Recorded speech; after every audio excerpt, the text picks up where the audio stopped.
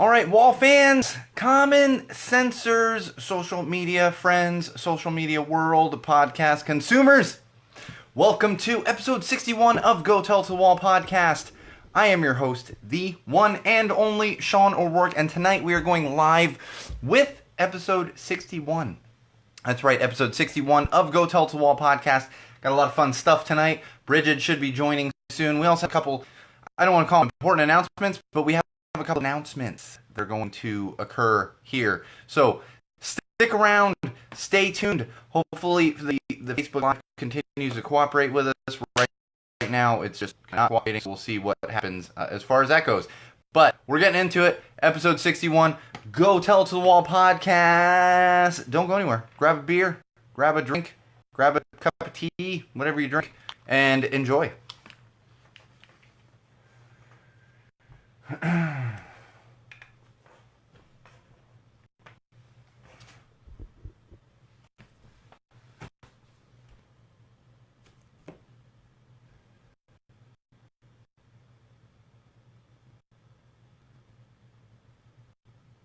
All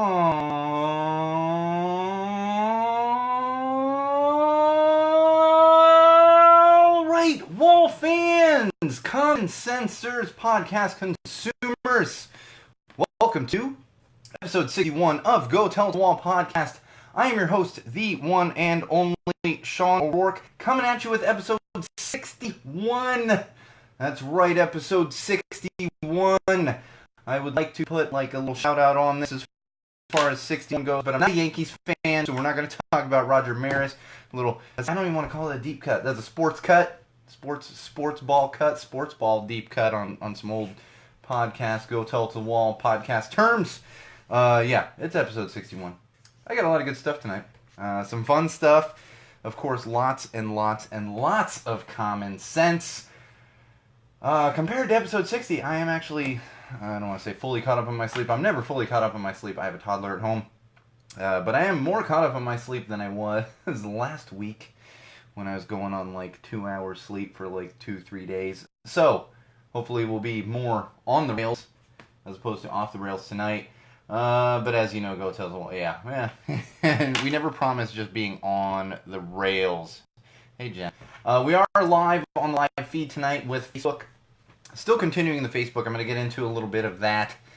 I know we've been talking about the Facebook live feeds and everything else, but I'm going to get into a little bit of that shortly. So don't worry. There's a reasonable explanation for why we're still contributing to this this muck that is Facebook. All right, let's get into it. Social plugs, as always. Social plugs. This is how you connect with us throughout the week, throughout the month, throughout the year, other than when you're watching, listening, doing all of the things, supporting, checking out the YouTube channel. YouTube's one of those things. Anyway, you can follow us on Twitter, @TellTheWallPod. That's right, @TellTheWallPod is our Twitter account. You can also follow my own personal Twitter account, which is @MagicMuppet. Follow both of those. You're going to get awesome nuggets of common sense throughout the week. You all are out there following a bunch of the Kardashians and stuff. Give us a follow as well. And that's going to keep you up to date on many, many, many things happening in the world that is Go Tell to the Wall, Go Tell to the Wall podcast, YouTube channel, and all those good things. Of course, you can also subscribe on YouTube. Speaking of YouTube, head on over to YouTube, search Go Tell It to the Wall. You don't need that podcast word in there. Just search Go Tell It to the Wall, and you're going to find our nice little channel on there with a bunch of our good, great, awesome videos. Some videos that aren't quite as awesome, but they're still on there. You should watch them. You should subscribe. Subscribe? That's what you do on YouTube, right? It's so hard to keep track. Follow, subscribe, friend. I don't know. What do you do on Instagram? I think Instagram's following too. I don't use much of the Instagram. Maybe we'll move into that realm. We have some Instagram news actually coming up later in the show. Not pertaining specifically to Go Tell to the Wall, but pertaining to just interesting news. So look forward to that. Most importantly, all-encompassing of all of those things is SeanO'RourkeLive.com. That's right, SeanO'RourkeLive.com. If you don't know how to spell it, just look up the common spelling of O'Rourke. I'm not going to sit here and spell it for you. Leave the apostrophe out of there. Apostrophes don't work in URLs. And I'm sending all my best wishes to a certain someone down there in Texas who's currently running for public office, and hopefully, if he does get elected, which I really, really hope happens, then everyone in the entire country will be able to spell my damn last name. It's not that hard. It's real phonetic. It's amazing. But anyway, head on over to SeanO'RourkeLive.com. Check out our blog. Check out our photos. Check out all the good stuff on there. Everything gets updated on there. That's your one-stop shop for all of those things I just mentioned. Twitter, YouTube, other stuff that's literally not posted anywhere else, like the blogs that I just mentioned. So check us out over there. Head on over to SeanO'RourkeLive.com. Check in often with that website, because that's where we'll have updates and all that good stuff. We are still live with the Indiegogo campaign. That's right, the Indiegogo campaign. We'll try to drop it in the live feed for those of you that are watching on the live feed. But head on over to the Indiegogo campaign. Just search without the URL right there. Head on over either on one of our Twitters, SeanO'RourkeLive.com, YouTube, and if you can't, just go to Indiegogo. If you can't access any of those things, head on over to Indiegogo, search Go Tell It to Wall Studio, and you can see that you can help us out. Get yourself a sticker, get yourself some shout-outs on air, get yourself a personalized thank you note from yours truly. That's right. These are going to be high value one day. I'm terrible about sending thank you notes. So really, if you're able to get one of these things, high value one day, so keep that in mind. Help us out. Indiegogo, still going. We got about a month left on that campaign, looking to hit our goal, and once we do, we got all kinds of new stuff happening for Go Tell It to Wall podcast, including a whole new format that's coming out once we are able to hit that goal and bring a co-host in here. Someone to kind of keep me in line, as Bridget does, but someone to keep me in line that's actually in studio regularly and not just on the live feed keeping me in line. Probably won't help. I'll still be off the rails every freaking week, but you'll get quality programming from a secondary voice as well. So look forward to that as soon as we hit that Indiegogo goal. Indiegogo, fantastic site. Check them out, and please give us $1, give us $100, whatever it might be. Even $1 helps, and $1. I don't know, I have to go back and look at my perks. I don't know if $1 gets you a sticker. I know $10 will get you a sticker. You're going to get one of these fantastic, original Go Tell It to the Wall stickers. Actually, we're working on some new stickers coming in too, so I'll be showing those off hopefully in the next couple weeks here. We're working on updating the logo again, which is crazy because it's a brand new logo, but this is an in-process logo, so there's going to be some changes to that coming up. Yes, Jen. That's a little too long for me to read. Yes, I'd have to agree. I'm looking at comments on our live feed right now. All right, moving along. Beer this week. Oh, it's one of my favorites. This week, tasty little brew from the one and only Stone Brewery down there in San Diego. That's right, Stone Brewing in San Diego. And this happens to be the Delicious IPA. Delicious IPA. And what can I say? It's delicious. It is delicious. It's actually a citrusy IPA. It even says it right on there. Citrusy IPA. Has some of those fancy lemon drop hops in there that give it the little citrusness. Now, the interesting thing about this beer that I do want to bring up is it's brewed to remove gluten. Now, it's not officially gluten-free. I know there are gluten-free beers out there. Omission is one of them. Gluttony is another one. Gluteny, I don't know if they go by Gluteny. Yes. And now our facts and information person, Chris, is on the live feed saying Stone and IPAs are my jam. I know, Chris. I'm gonna work on getting some more reds in here for you. Because Chris is not a fan of the IPAs. Not a fan. But we'll get into, hopefully, we'll be able to clear that stuff up. But like I said, the interesting thing is it's crafted to remove gluten. So they can't officially say it's gluten-free, but it is actually crafted to remove gluten, so you're going to get a little less gluten in there. If you're completely gluten intolerant, please don't start sending me hate mail when you drink one of these and get sick, because I'm not by any means endorsing someone that is completely gluten-free just going out and grabbing this beer. Like I said, there's real gluten-free beers out there, but that is an interesting part of this one, and it's delicious. Like I said, it's delicious. In fact, Chris, this one might not be too hoppy for you. This is one I always like to have my wife try because she hates hoppy beers, and she didn't love this one, but it wasn't like super hoppy for her, which is like, it's saying something about a Stone IPA, whether it's citrusy or whatever. But it is, like I said, it's delicious. But the fact that she wasn't just completely grossed out by it has something to say. So, Chris, maybe you will also enjoy this one. Oh man, beer. Well, this is what gets me through these shows. I got to be honest.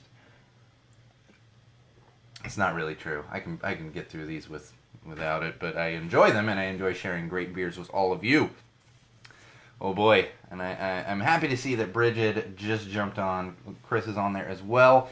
So we have a little announcement that I failed to announce on episode 60, last week on episode 60. And that would be a special live broadcast coming up. And actually, let me backtrack a little bit. So, like I said, we're live on Facebook right now. I've been working on moving everything over to YouTube. We're going to be live on YouTube at some point here. I did get a little bit, I don't want to say backlash. I got some demand from some of our wall fans that really do prefer to consume the podcast on Facebook. So I don't want to say I've been reluctant. I've just been slow to move us over to YouTube because of that. Now, what else is happening is we're going to do a ridiculous live broadcast, full episode, most likely longer, and also most likely some interstitials, depending what's going on that day. So mark your calendars. I know they're already marked for like a barbecue or whatever else, but mark your calendars. July 4th. July 4th, a couple weeks away. We're going to do a complete live broadcast in the middle of the day. Maybe middle of it, but not at the normal time. Not the normal wall time, wall place. It's not going to be at like 8 p.m. on a Thursday. It's going to be 4th of July. It's going to be earlier in the day. We're going to do a live feed, and I'm going to have some guests on here. Bridget and Chris literally don't know about this yet, but I'm working out logistics to get them literally in studio. And I say in studio, but it's not even going to be in studio. We're going to go outside, do a full live feed for the 4th of July, probably go like 2 hours. Like, not the normal hour. We're going to probably go 2 hours. Have some fun with it. Get some guests in. Likely get some of our big supporters, big common sensors, people that have financially supported the show, as well as, like I said, Chris and Bridget, who I would love to just have in studio every week. But they unfortunately just get on the live feed, and that's where they both keep me in line as far as that goes. Yes, Bridget gets to go outside. I've mentioned on the podcast before, Chris and Bridget have two beautiful, amazing daughters, and if you have kids, you know that takes up quite a bit. I got one, and it takes up quite a bit of my time. So, like I said, mark your freaking calendars. We're going to have some fun. You know we're going off the rails. You know I'm going to drink a couple too many beers, and probably everyone else is like, Bridget's probably going to drink a little too much whiskey. We're going to have some fun with it. We're doing it. Live feed, July 4th. July 4th. Take a break from your barbecues. Put it up on a big screen at wherever you're hanging out for your 4th of July barbecue. Have some fun. Join us. We're going to do it up. We're going to go crazy. We're going to go off the rails, but I promise you are going to enjoy it. It's going to be fun. It's going to be chaotic, but it's also going to be a lot of fun. So look forward to that. I'm planning it. It's happening. I meant to mention it last week, and I just completely remiss on mentioning it. And one more thing I want to mention, as far as the opening goes, is it is a beer and whiskey 4th of July party. Is happy summer solstice to everyone out there. Yes, today is summer solstice if you're listening to this and not on the live feed. It's not actually summer solstice today when you're listening to it, but it is summer solstice today, tonight, while we're recording this. It's actually still kind of a little bit light outside. I'm looking out my studio window here.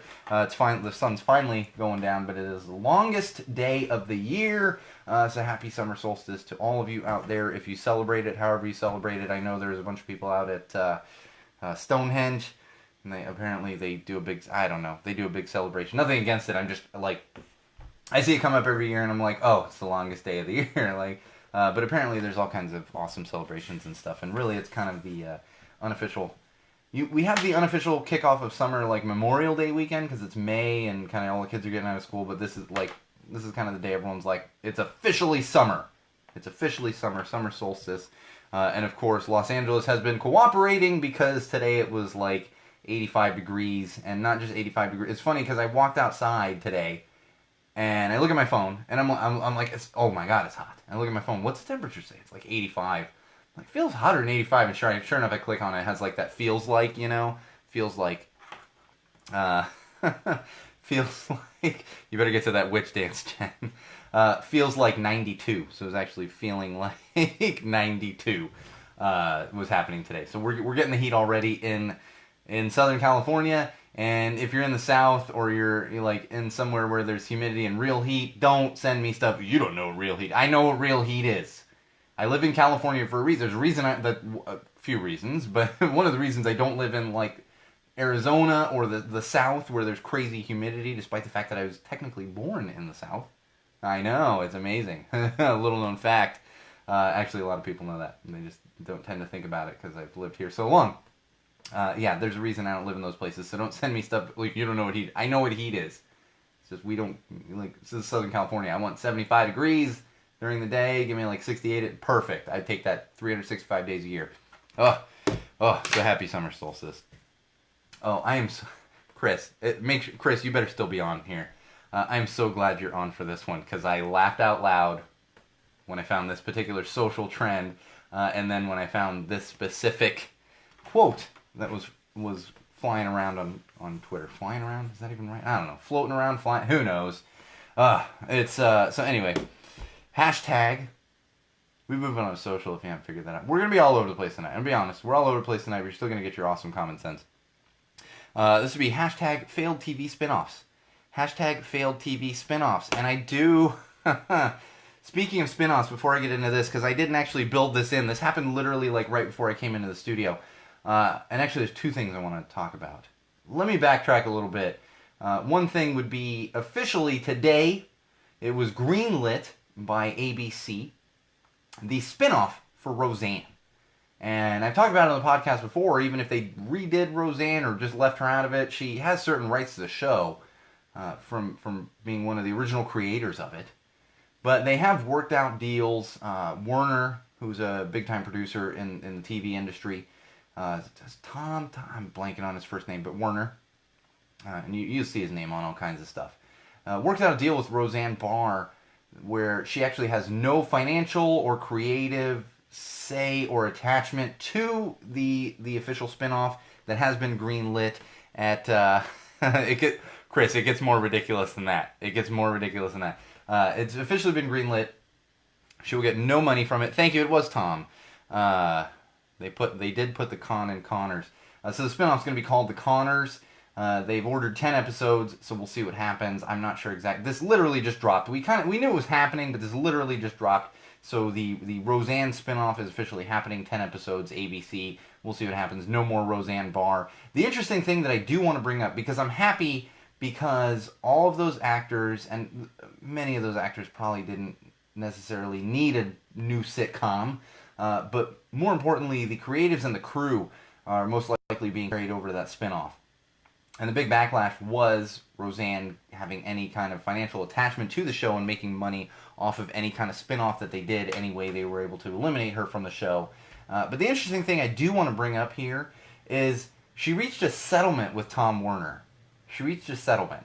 So technically, she's not getting any money directly from this spinoff, but unfortunately, she did get some money because they reached a settlement to be able to do this show with her not having any attachment whatsoever to it.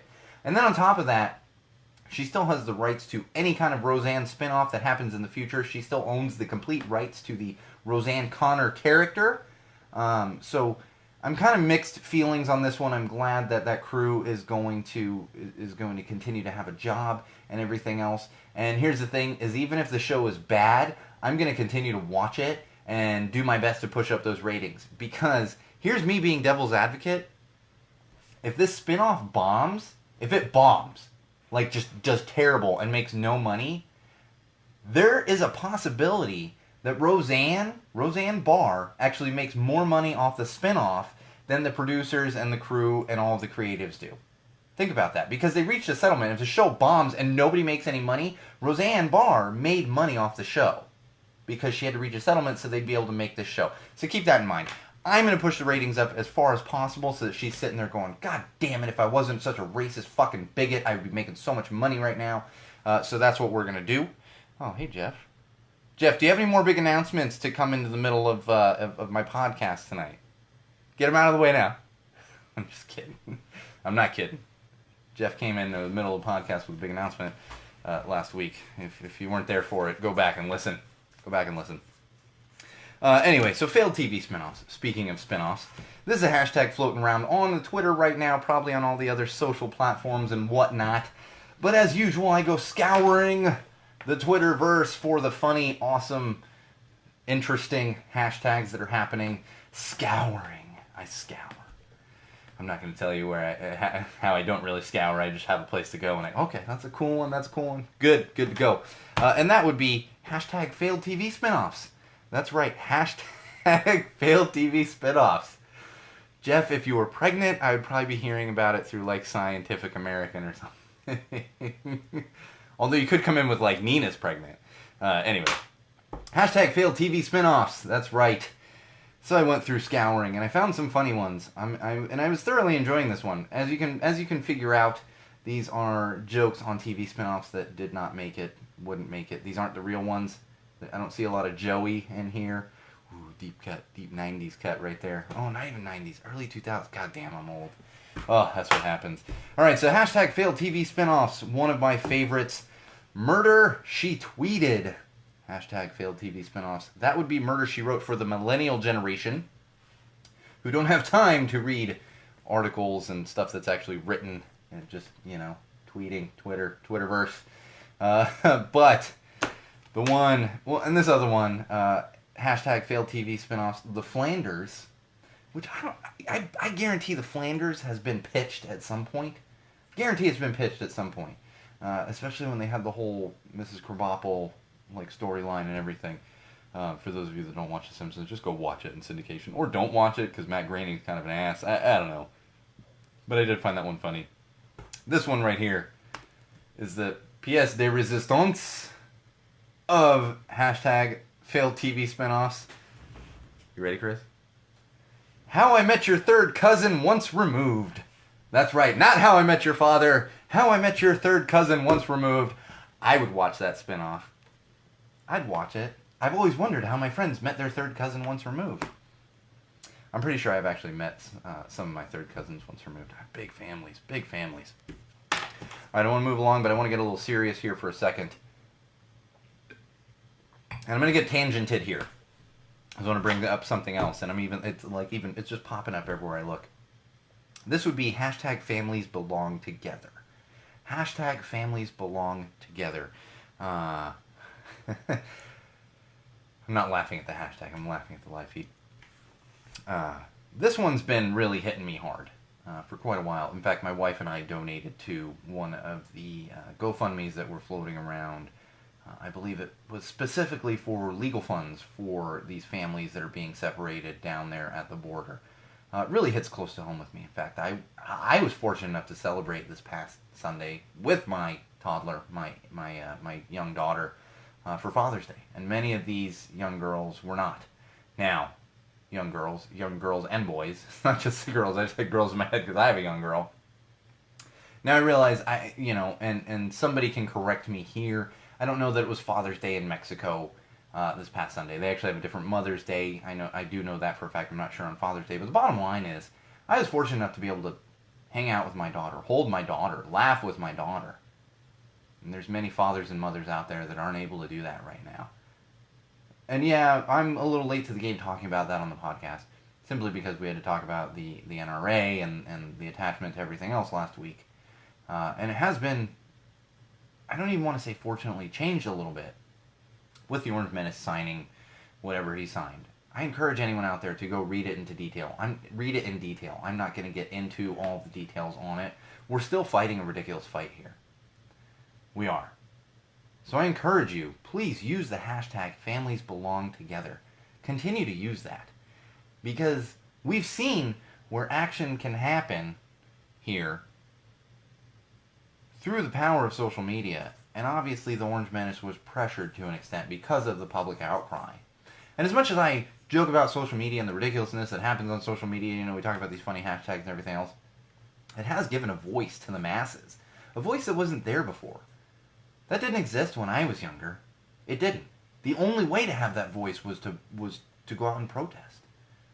Or maybe you were a writer, you were a columnist, you were whatever, a reporter, and then you had a voice. But with the power of social media, we've all been given this voice, and most times it's falling on deaf ears. But when you see a hashtag like families belong together just continue to trend and continue to be tweeted and shared and everything else, that's when you can see the true power of social media and the power of people with voices. And on that same note, I do want to talk about something that literally just happened today. So First Lady Orange Menace went down to the border today in her little show of, you know what? I don't even know what the fuck she was doing. I don't even know what she's doing. Trying to pretend like she cares.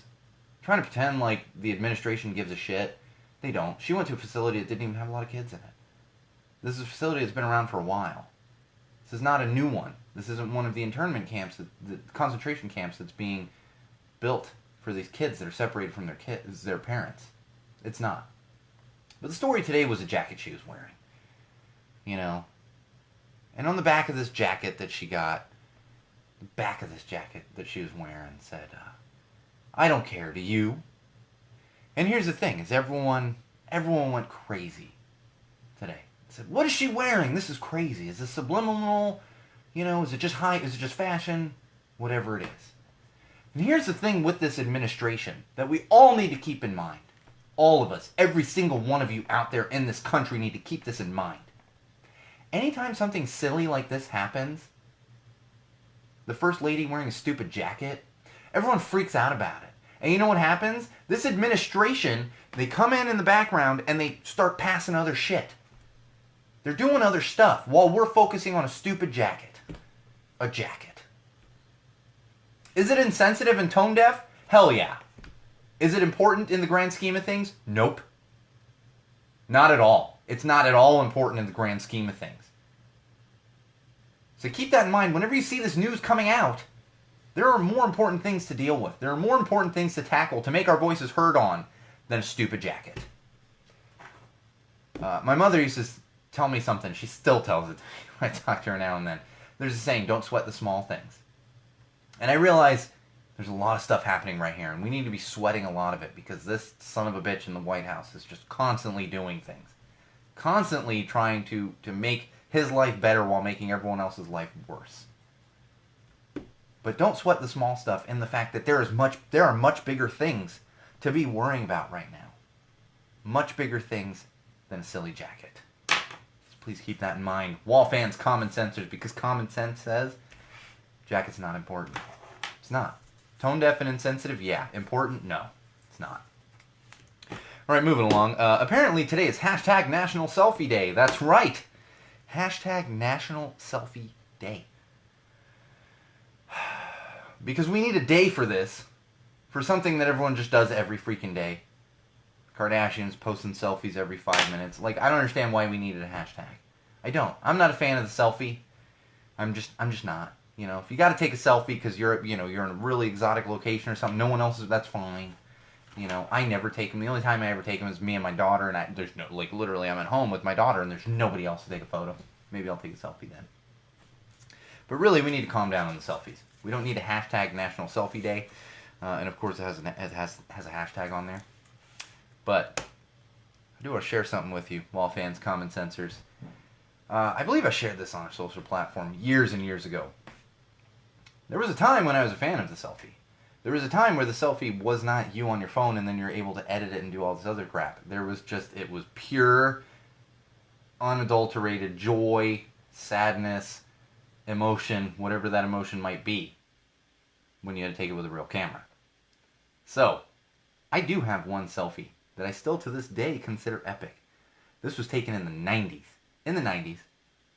And I'll tell you, I was getting on Space Mountain at like 11:45, quarter to midnight, right around there. And Disneyland closes at midnight. They close down all the rides at midnight. Or they did then. It's, it might be different now. This is in the 90s. I'm running around. And I'm with a friend of mine, and we're jumping on. And like every time, like running back, because they're... And I even asked, can I just stay on the ride? No, you have to go... Really, I gotta go run... Like, there's nobody in line. But apparently I had to go run back around. So I'm doing laps around. And my friend's, running behind me. And I run down. And at this point, I think we had ridden with just the two of us at one point. And I'm running down, and I get down to the bottom of the ramp. He's still at the top, and I look up, and I had jumped in the roller coaster in Space Mountain. Jumped into the car. And I'm like, wait, wait, wait. And they're like, we can't wait. And so I was like, oh well. And I'm sitting in the front of Space Mountain by myself, completely by myself. So I pull my disposable camera out of my pocket. Boom. A little selfie right at the top, right before I go down. I still have that selfie. So, as much as I dislike selfies and I think it's ridiculous and everyone needs to calm down with them, if you have the chance to get an epic selfie like that, especially if you can take it with a camera where you're not actually seeing yourself, take it back to the old school ways, do it. Do it. But if it's really just you taking a selfie of yourself because you're getting ready in the morning, yeah, calm down. Calm down. No one cares that much. No one cares. I mean, I know everyone cares about the Kardashians and whoever else. You know what? Bridget, we need a Kardashian count. We're past the limit. That's it for that. But you know, you like following all those little selfies. I see them popping up in my feed. And I'm like, really? This is entertaining to you? Just like we talked about Ariana Grande.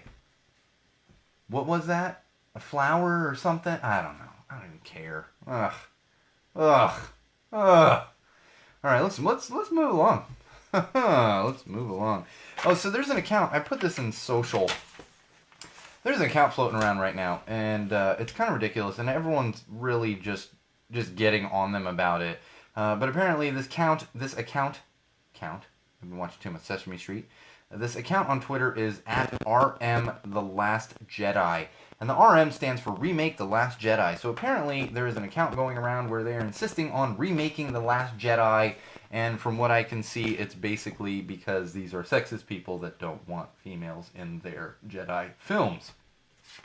Jedi. Star Wars films. Star Wars films have Jedi in them. And we'll see that, you know...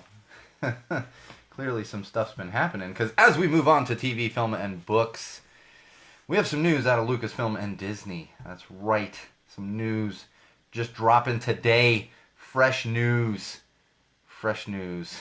I do. I'm not a fan of the selfie sticks either. We're getting some scorn for the selfie sticks on the live feed. Not a fan of selfie sticks. I think people need to calm down. I think technically my monopod here can be used as a selfie stick.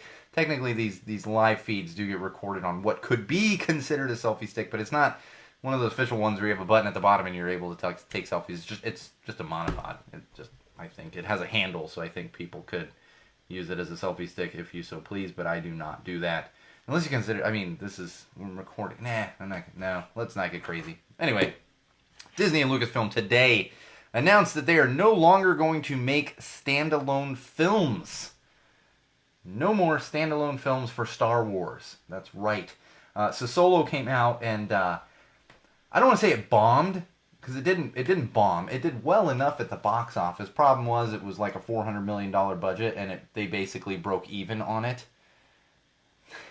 They basically broke even with Solo. So they have announced they're no longer going to do these, simply because they're not going to be making money.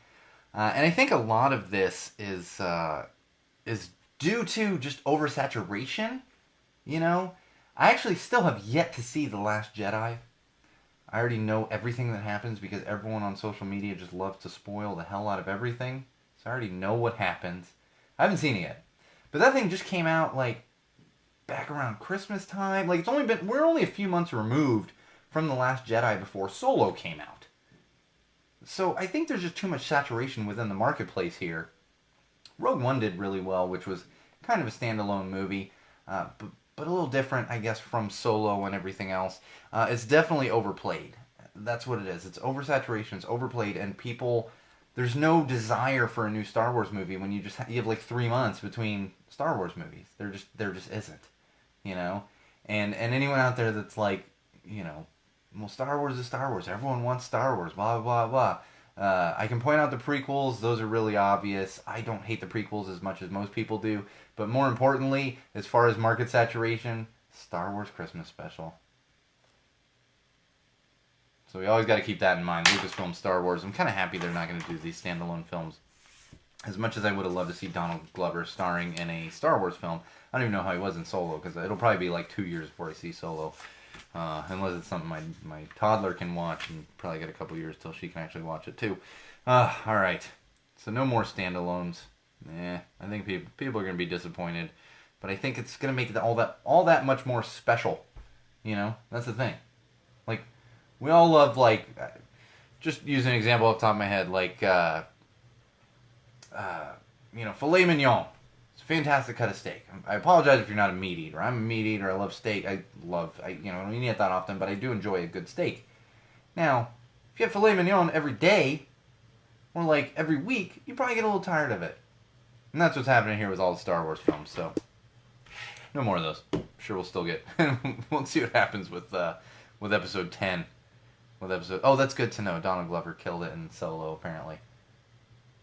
I feel like I'm just all over the place tonight, but that's okay. All right, so we got a little lawsuit action. Disney Pixar they're actually being sued over Inside Out, that Pixar film that came out. That Pixar. That's a good point, Jen, because really all that Disney does is look to market products and make money off them. That is their bread and butter, is parts and products and endorsements that they and any tie-ins they can get. I know I know this firsthand, like ridiculously firsthand. All right, anyway, Disney Pixar getting sued over Inside Out. That was that Pixar movie in 2015, came out, was wildly popular, did really well. However, there's a Canadian man that came out and filed a lawsuit in California, and he says that he created a script in 1999 that was also titled Inside Out. That script was then made into a short film in 2000. Short film in 2000. And in that short film, it centered around a young boy who was named Lewis, and it included anthropomorphized representations of his bodily organs, very similar to what they had in Inside Out. Now, I can't speak to this too much. I haven't seen Inside Out, but I know, I get the gist of it. And this is going to be interesting because I see these a lot of times. I mean, Jerry Seinfeld's dealing with this with coffee, comedians and cars getting coffee, and we always see this. They come out, "You stole my idea." This one, I think they might have a little bit of a leg to stand on, simply because if that short film was made in 2000, you have a little bit of burden of proof there. So he is suing for damages, and he wants his name included in the credits. The other interesting thing I found about this one is he actually went to a school. I'm not finding the actual school here, but he went to a school that's kind of known as a feeder school for Pixar. So a lot of people go to that film school and learn about animation and filmmaking, and then go work for Pixar. So you kind of have a little double whammy here of, he's like, well, look at this IP, intellectual property, that I created in 2000. Additionally, look at where I went to school and where ideas are being pulled from, and likely a student that I also went to school with who might have seen this and then took that idea over to Pixar. And I don't want to say stole it, but used it, changed it, and now there's a good chance that he is due some damages. So we'll see what happens there. We're just flush with Disney news. I don't know what's happening. We're flush with Disney news today. One more thing I want to talk about with Disney is the sale, and I've been talking about this for the past few episodes. The sale of 21st Century Fox was official as of yesterday. As of yesterday, the sale of 21st Century Fox to Disney was officially approved. Now, it's not done, of course. It's not officially done. They got a lot of working out to do, but it was approved. Now, of course, after Comcast came in and outbid Disney, like the next day came out and said, no, here's our new offer. That was their same, everything inclusive of their original offer, as well as cash money. Very enticing. So that was approved by the shareholders of 21st Century Fox. Officially, unofficially, $71.3 billion purchase. $71.3 billion. A lot of freaking money. That's a lot of money. Oh my god. And we'll see what Disney does with them. I don't know much about this deal. We're going to follow it along. They are definitely pulling some Marvel properties back into their group, back into Marvel Studios, because Disney does own Marvel Studios, so they are getting those characters kind of back at this point. And we'll see what they do, because this does include 21st Century Fox Television, interestingly enough. So we'll see what happens along those lines as well. We'll be following it, probably not that closely, because I just don't care that much. I just found it interesting. and we'll see what they do with it. It's a big movie catalog that Disney now owns that wasn't originally there. So that's kind of that part is interesting. We'll see what they do with it. I do have some news for all of our brooding once teenagers, now adults out there that grew up in the 90s. MTV made a little announcement. That little show in the 90s called Daria, animated show. There is a reboot in the works, being developed as we speak. There is probably some idiot down there at MTV working on it literally as we speak. Like right now, 9 o'clock at night on a Thursday. I don't know, who knows. But they are working on a reboot of Daria. I never watched a lot of Daria, so I can't really speak to it too much. The thing I did find interesting is, and this is, I quote, from a producer, they are going to take on the world, end quote, and cultural issues relevant to 2018. So they've moved everything forward. I'm not familiar with Daria, but I have a feeling that they will get somewhat political with this one, given the atmosphere within our country and within the world right now. All right, let's move on to a little bit of sports. Sports. I know, everyone loves the sports. But you know what's happening in the world right now? Kicked off last week is the World Cup. World Cup 2018. This only happens every 4 years. That's right, every 4 years the entire world gets together and has a... oh boy. Bridget's getting fired up about Daria. Bridget is getting fired up about Daria. And so, you know what we're going to do? We're probably going to talk about we're going to talk about Daria on July 4th, I think. And I'll get the lowdown on Daria and what I missed with not watching. I saw a little bit. I just never watched it like crazy. So we'll see. The World Cup, every 4 years the world gets together. They have a little soccer tournament or football. I don't mean that in an insulting way. It's just, they call it soccer here in the United States of America, and everywhere else they call it football. And I'm not pronouncing it weird to be like smart or insulting or anything. I'm just trying to pronounce it the way people do. So football. It's happening now in Russia. Unfortunately, in Russia, that I'm not going to be quiet about. It's unfortunate that Russia continues to get these worldwide events, despite the fact that they are really a terrible, terrible country. Come at me. If you're Russian, come at me. You got some problems. The leader of your country is a son of a bitch. The leader of our country basically wants to... 3 words that I'm not going to say here just in case children are listening, and probably did. They were probably riding a horse together and the Orange Menace just, dropped to his knees. I'm sure that's what's going on over there. I have full confidence in that. But outside of that, it's a fun event. I'm not a huge soccer fan. I usually do watch the World Cup. I tend to watch the United States. It's been very difficult for me to watch this year simply because I have a toddler at home and they put them all on these cable channels. I'm not able to just turn on the TV and watch it. But a couple things I found interesting from the World Cup outside of the United States not competing is apparently there is a beer shortage. Beer shortage. No, I was going much worse than that, Jen. Much worse than that. Apparently there's a beer shortage hitting Moscow right now. They didn't know all these fans, these soccer and football fans, descending upon Moscow. They didn't realize how much beer they would be drinking. So there's a beer shortage right now at the majority of the bars around Moscow, and they can't get the beer to them quickly enough. I did see a quote that apparently many of the bars in Moscow didn't realize that most football fans, soccer fans, would be drinking beer. They thought they would be drinking fancy cocktails. Because I know when I go watch sporting events, I go up and I order a martini, right? I mean, that's what... No, you drink freaking beer at a sporting event. Now, if you don't like beer and you drink, like, what, but most commonly, beer is what people drink at a sporting event. So they're having trouble. We'll see what happens there. I did find a, I know, I've been cheering a little bit for Mexico there, Jen, don't worry. That's probably, Mexico and Poland are my teams. Ireland did not make the World Cup this time around.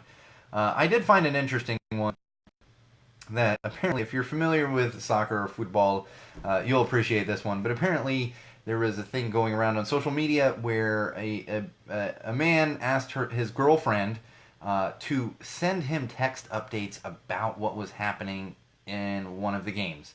And I just want to go through these texts that she was sending, and basically kind of right in the middle. This was England and Tunisia game that was happening probably the other day. Like I said, I haven't been keeping keeping enough track of this. But just this little exchange where she's sending him updates. And this is in the middle of it. And all of this is, I quote, from her text exchange. And a yellow card for the England player. The player with the yellow card looks sheepish. Yes, that's what happens when they get a yellow card. We're 34 minutes in, and everyone's hair is still holding up well. Tunisia score.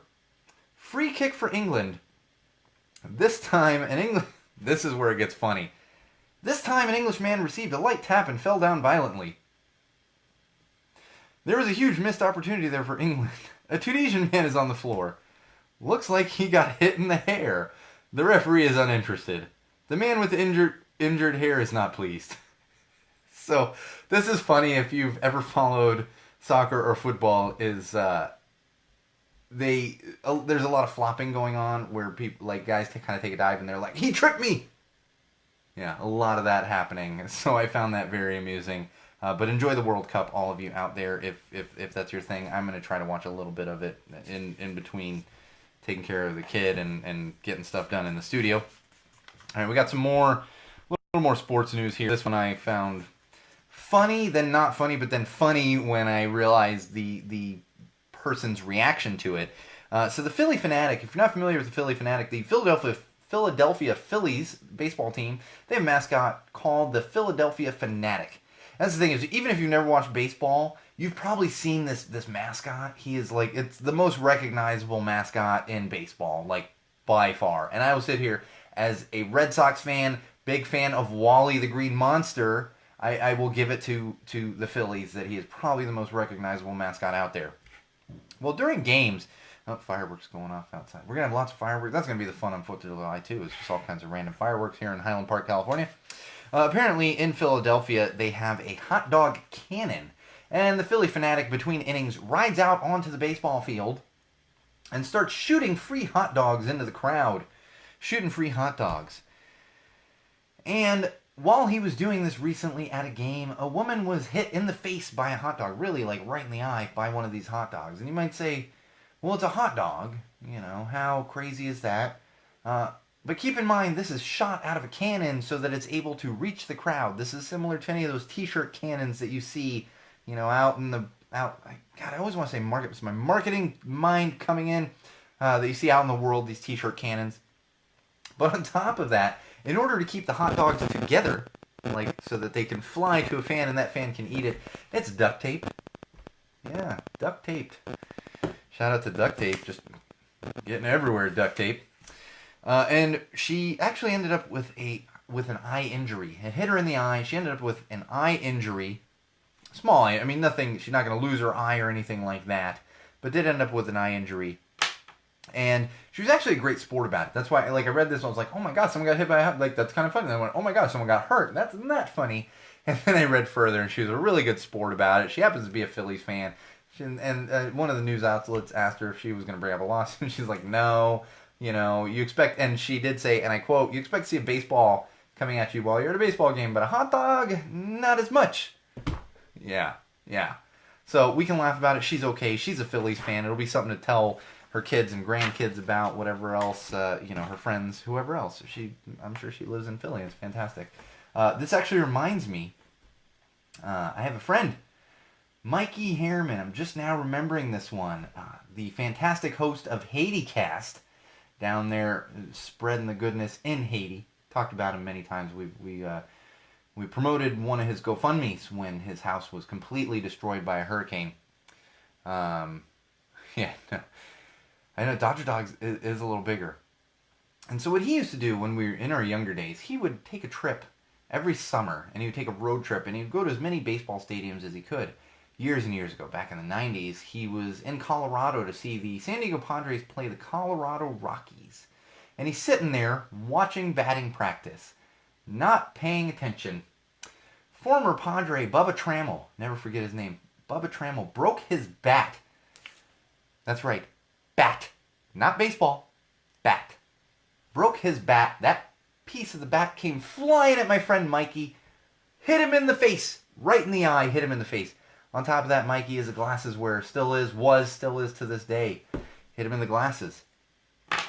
But Mikey, being the good sport that he is, Didn't make a big deal about it. Wasn't about to bring a lawsuit. Actually got the ball signed by Bubba Trammell. Had a piece of the bat signed by Bubba Trammell. And got stitched up by the Padres training staff as he's on a road trip.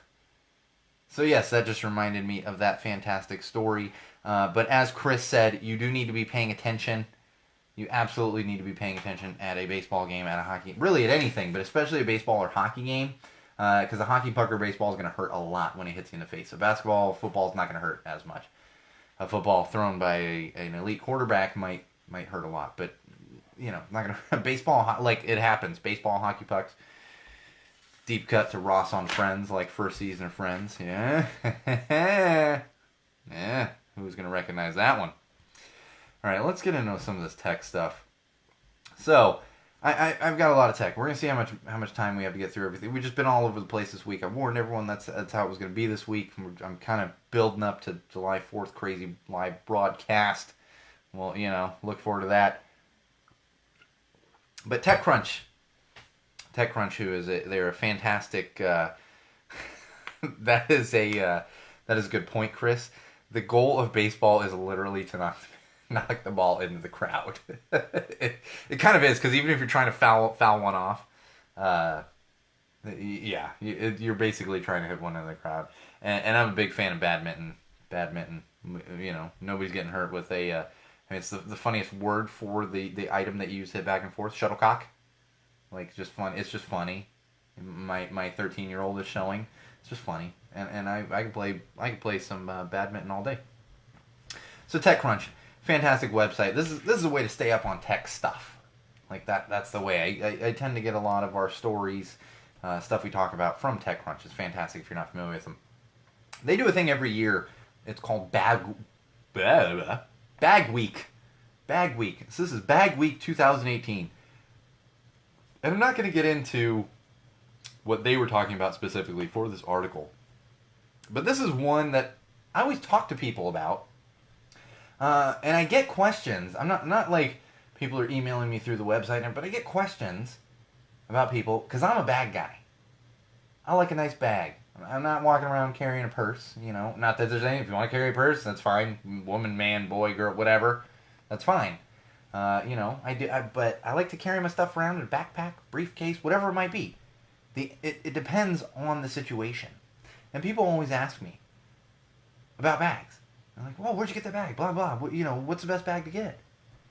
And the thing is, you can go on Amazon, you can go to Target, and you can find yourself a $30, $40 backpack or briefcase, something simple. But the thing is, on top of that, it's most likely not going to last forever. If you're using it heavily, you're going to get like a year or two out of it. In addition to that, there's a certain style behind carrying a bag. Now, I'm not saying carrying a bag to the grocery store. I went to the grocery store yesterday in jeans and a t-shirt carrying my toddler. I'm not saying I have style there. But when you're going into meetings, stuff like that, professional life, whatever it might be, have a little style. Don't carry a JanSport. And if you really like it, that's fine. That's where you're at, that's fine. But I see so many of those instances where people are carrying around this beat-up old backpack or this junky beat-up briefcase, whatever it might be. Or they're just carrying around like a super cheap, backpack that was clearly bought at Target. And there's nothing wrong with Target. Buy them there, I'm not saying that. But I'm saying have a little pride in your bags. Personally, I like Chrome Industries out of San Francisco, California. Handmade bags in the United States of America. Not that I care if it's made in the United States of America. I'm just saying made in the U.S. These are a little more casual. These were originally made for bike messengers. A little more casual. This is what I use. I have quite a few bags from them. I use these actually when I'm out shooting out in the world, when we're doing beer reviews, when we're shooting any kind of interstitials for the podcast, for the YouTube channel. That's what I carry. And then when I'm in a more professional situation where I want to look nice and I want to look like I'm pitching someone, maybe I'm wearing a sport coat. That would be the time where I bust out one of my Hex bags. Hex, H-E-X. These are bags specifically designed for electronics, but also designed to look fantastic. So I bring this up because it is Bag Week 2018 according to TechCrunch, and not because I'm trying to sell you bags. Chrome does not give me any money. Hex doesn't give me any money. I just really like them. And I bring it up because I say have some pride in your bags. And sure, a chrome bag is going to cost you $100 and change. A hex going to cost you $100 and change. But the thing is, my chrome backpack, the one that I carry regularly right now, I've had for 6 years. Nothing wrong with it. Nothing. My hex briefcase that I have right now, I've had for 3 years. Leather, beautiful, nothing wrong with it. So that's the way to go. Keep that in mind. Is you're also paying for quality. Now, at the same time, who cares? You want to carry a JanSport? That's fine. You want to carry a whatever. Vans literally has custom backpacks that are very similar to JanSports. You can get yourself a nice little neon check, whatever. Nothing wrong with that. Carry them. But I bring that up because it is Bag Week 2018 and because I do get these questions regarding like bags and stuff. All right, a little more news from TechCrunch. Something you can look forward to coming up here is the Creators Burger Robot. Creators, which was formerly known as, I'm not seeing the name. This is the company that's been around for a few years. They've worked on this burger robot, and they're actually, the first location's opening June 27th. It's kind of a soft open. You'll be able to, if you are in the San Francisco area, the Bay Area, you can head on out to Creators Restaurant there in the Bay Area. And for those of you that aren't in the Bay Area, it's going to be made public in September, so you're going to see them popping up elsewhere in September along those lines. We are running short on time, so I'm going to put some of this tech into episode 62. Yeah, similar to Flippy. No, Flippy wasn't the name of the company. That's a robot name, and I'm blanking on the name. They just changed their name to Creator, but they had a different name. They've been around. They raised like 10 billion, like something crazy. No, not 10 billion, but they raise a ton of money through VCs, venture capital firms, if you're not familiar with that. And they're looking at becoming a $10 billion company, which will be interesting, while they're also unfortunately pushing out workers that also could use those jobs. So we'll see what happens. We're going to follow this one closely. All right, let's get into some common sense. I'm going to save that one. Apparently, there was a Walmart shopper. He was busted in Arizona, but was doing this all around the country. Was making fraudulent returns. And they go to find out that he made more than 1,000 fraudulent returns at Walmart stores across the country. 1,000 fraudulent returns. This is crazy.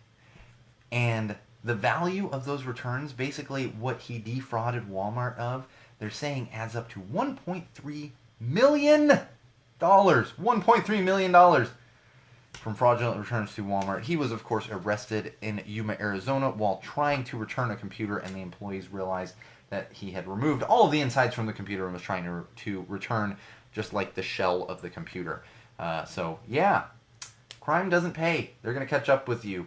And honestly, were you getting a little greedy? Like, really? 1.3 million? You couldn't have stopped at $1 million? Like, imagine if you stopped at $1 million, dude. You wouldn't have gotten busted in Yuma. I am in no way endorsing fraudulent returns or crime in any way. But geez, when you get to 1.3 million, this isn't like stealing bread to feed your family shit. This is like, dude, you're a thief. Yeah. So he was busted. Yeah, that's what happens. You try to scam people, especially when you scam most of the country's favorite store. I hate Walmart, but most of the country shops there. I just don't. I refuse to go in. All right. This one. Oh my. Oh my. Yeah. So we had some stuff happening in Texas. Oh, what a surprise. Texas. Stay classy, Texas. Actually, I enjoy Texas. I have relatives down there. Every time I've been to Texas, I've thoroughly enjoyed it. Jen, I believe you lived in Texas for a while as well. Nothing against Texas, but something against many, I don't even say many, some of the people that live in Texas. Something against them. Apparently a billboard was erected in Texas along Interstate 40, and I quote, "Liberals in big words," and then underneath that, "Please continue on I-40 until you have left our great state of Texas." "You have left" is underlined on the billboard. Basically, liberals are not allowed in Texas, according to this billboard. Keep driving. Keep driving. Fortunately, I can still go to Texas because I'm not a liberal. I if you have to give a word to me, I would be a progressive.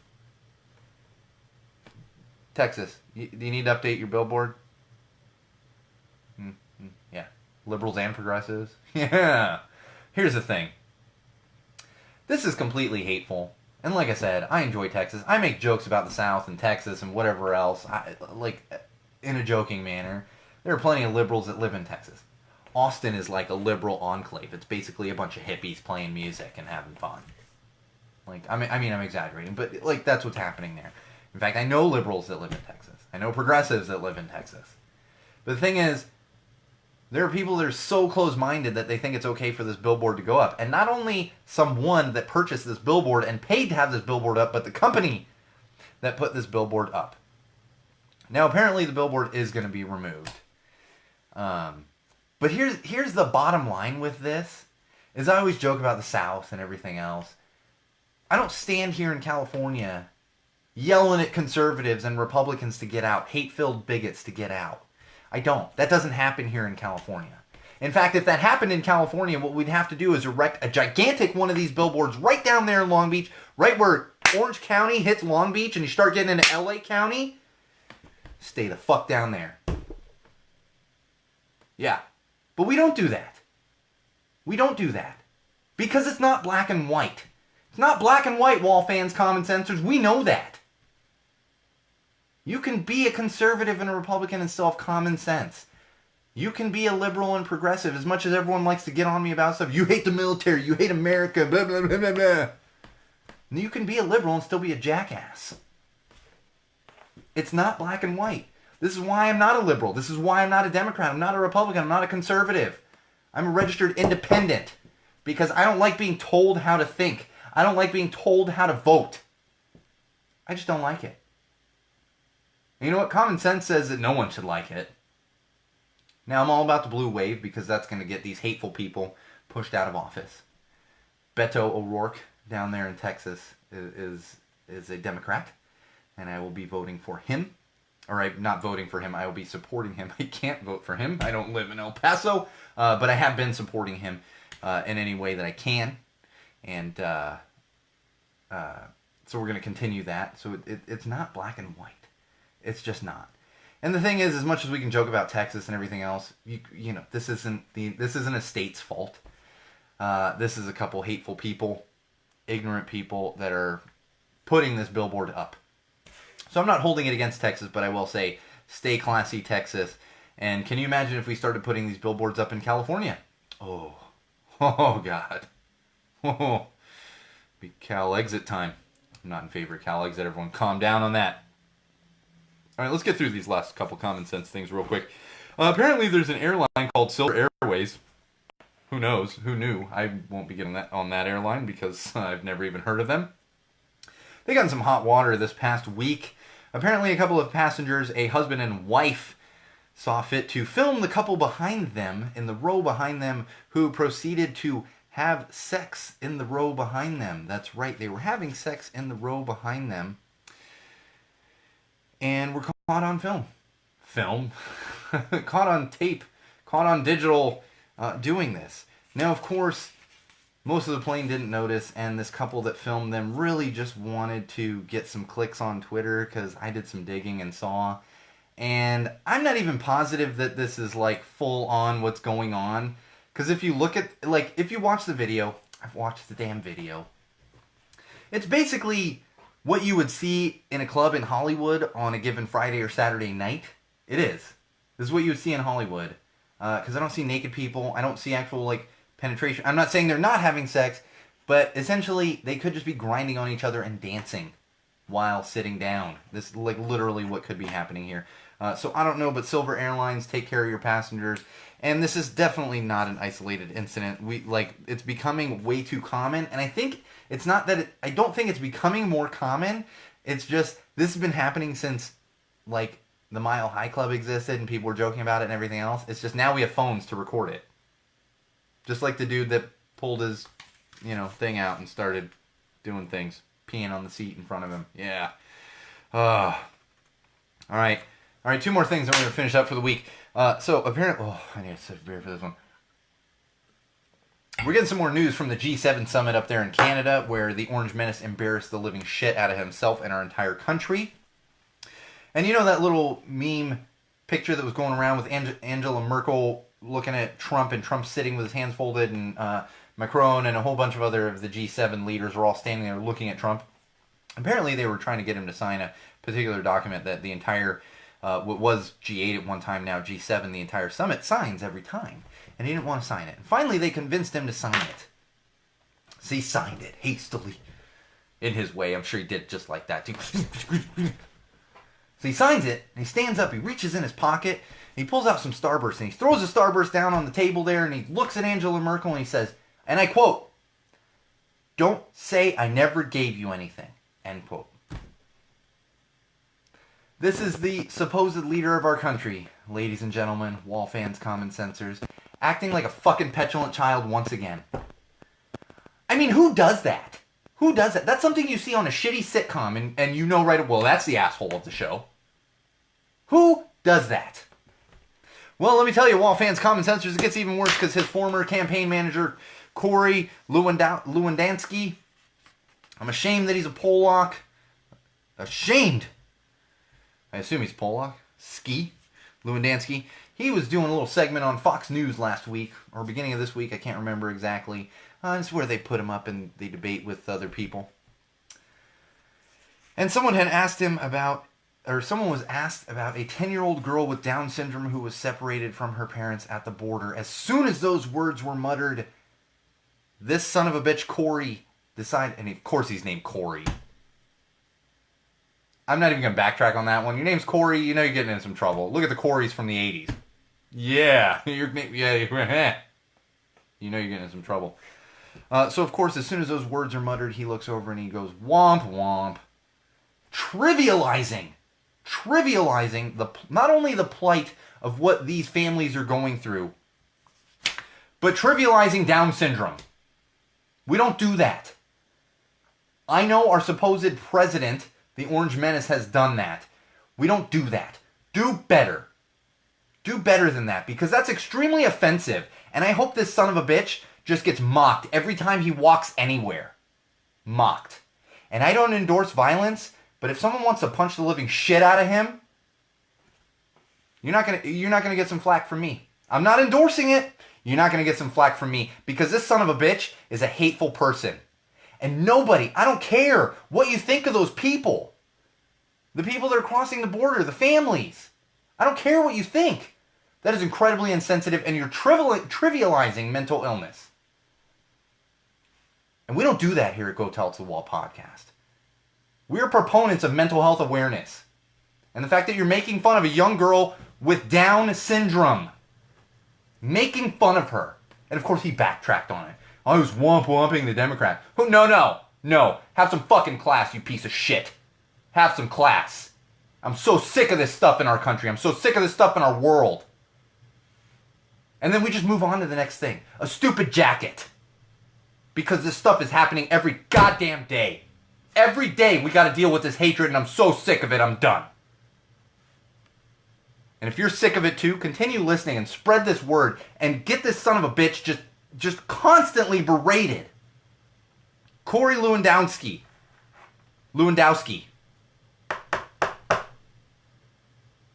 Because I'm done. And on that note, I'm done for this week. That's right.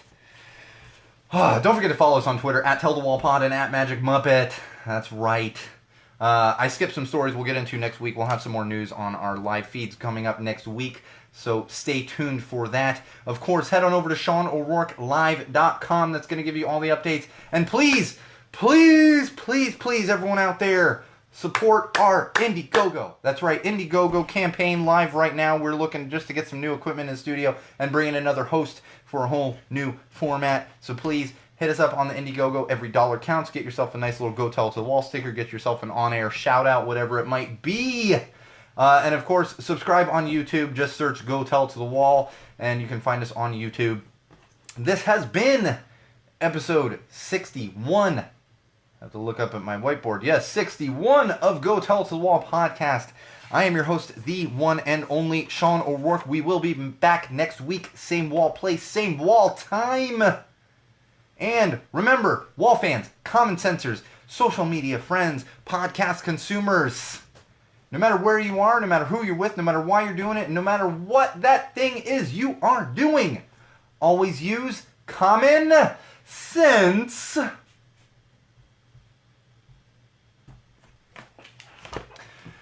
Oh, Jen, I will send you that link. Look on the Facebook. It should be on the Facebook if you just scroll through. It's also on the YouTube.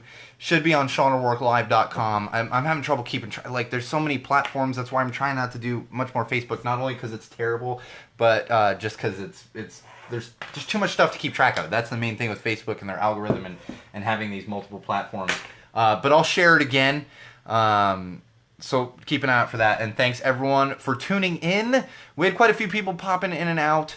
We're sticking with Facebook, like I mentioned, for now, at least through July 4th. I want to keep some normalcy when we get into this ridiculousness that is July 4th live broadcast, because honestly, like, I don't know what the hell is going to happen. Like, I know Bridget was joking about it, but Bridget's probably like, oh God. Oh God. Yeah. Oh, and there is the link. Thank you, Bridget, for sharing the link. It was on the other live feeds as well. Bridget always keeping stuff in line. Big thank you to Chris and Bridget as well for always just keeping things moving and keeping me, like, upright. Like, literally, that happens sometimes where they're literally keeping me upright. So thank you again to Chris and Bridget for all that you do. Thanks everyone for tuning in. Jen, thank you for your commentary. It's been a fun one. We will be back next week. Same wall place, same wall time. And remember, during this week when all this ridiculousness is happening, I know I got a little ranty there at the end, but I cannot stand the hatred coming out of Washington these days. Remember, during this week between podcasts, no matter who you're with, no matter where you are, no matter why you're doing it, no matter what you are doing in particular, always use common sense. And of course, never, ever, ever, ever, ever forget the Bridget Freeze. Patented.